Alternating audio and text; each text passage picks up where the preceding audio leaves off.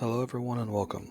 Have you ever wondered what happens when you mix the glamour of Vegas, a little Baptist guilt, and 23 million adult Texans who are already sneaking off to Oklahoma and Louisiana to lose their rent money? Well, it ain't pretty, and it just might be coming to Texas sooner than we think. Today I want to discuss one of the hottest debates of the 2025 Texas legislature. Some are calling it a massive economic opportunity, others are calling it the fastest way to create 600,000 new gambling addicts. Let's look at both sides. First, the shiny stuff that the casino boys are dangling in front of the legislature. Texas is already one of the biggest gambling states. We just export every dollar of it. Right now, Texans spend billions of dollars every year in Oklahoma, Louisiana, and New Mexico casinos. By bringing that money home, taxing it at Ohio-style rates, the state could collect between $800 million and $1 billion a year in brand new revenue, as seen here in the Cost of Chance report by the Texas Public Policy Foundation. Each of these mega resorts that they are proposing to build would create roughly 12,000 direct and indirect jobs, from hotel staff and casino staff to corporate offices and many more. And we're talking about good paying jobs with benefits, not just more Whataburger cashiers, although we do love those too. Polls paid for by the casino companies themselves show 56 to 73% of Texans saying that they would be fine with a limited but highly regulated resort casino. Now, before we continue and look at the real world evidence, let's pause for just a moment and be honest about what we're actually debating. This isn't about whether Texans gamble, we already do.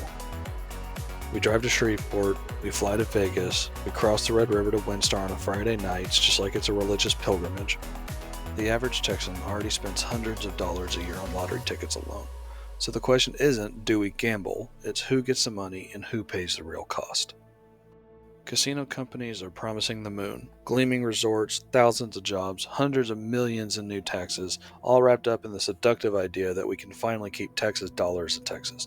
And on paper, it looks tempting. After all, if the money is leaving the state anyway, why not tax it, regulate it, and at least get a new football stadium or two out of the deal? Hook 'em. It's the same argument that's worked in state after state for the last 30 years. Ohio heard it, Michigan heard it, Pennsylvania heard it, and every single one of them had said yes. So if it's so much of a slam dunk elsewhere, why are we still having this conversation in Texas? Because deep down, a lot of us have this nagging feeling that when something sounds too good to be true, especially when it involves slot machines and billionaires, it probably is. Now let's flip the coin. A 20-page report released in December 2024 by the Texas Public Policy Foundation just looked at the closest real-world example that we have, Ohio. Ohio opened 4 big casinos in 2012. Here is the data of what that has been like over the course of the past decade. The percentage of adults with serious gambling problems went from 0.4% to 2.8% in 10 years. That is a 7-fold increase. If we were to scale that to Texas's adult population, that would be roughly 643,000 Texans whose lives could potentially be severely damaged. Bankruptcy, divorce, estrangement, all for the chance of winning it big. Another 1.4 million would fall into the moderate risk category and 2.5 million into the low risk, meaning one bad weekend could push them over the edge. That is nearly 4.5 million adult lives touched in a negative way. For context, that's Dallas, Fort Worth, plus Houston. Let that sink in.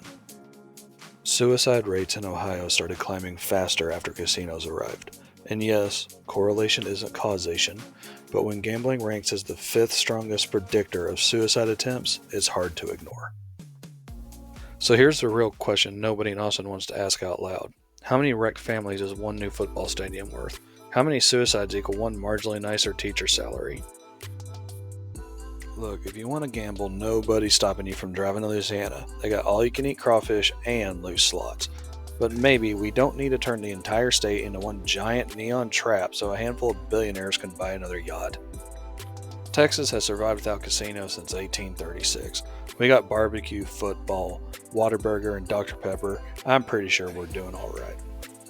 Texas, come for the brisket, stay because you lost the D to your truck at the Dallas Sands.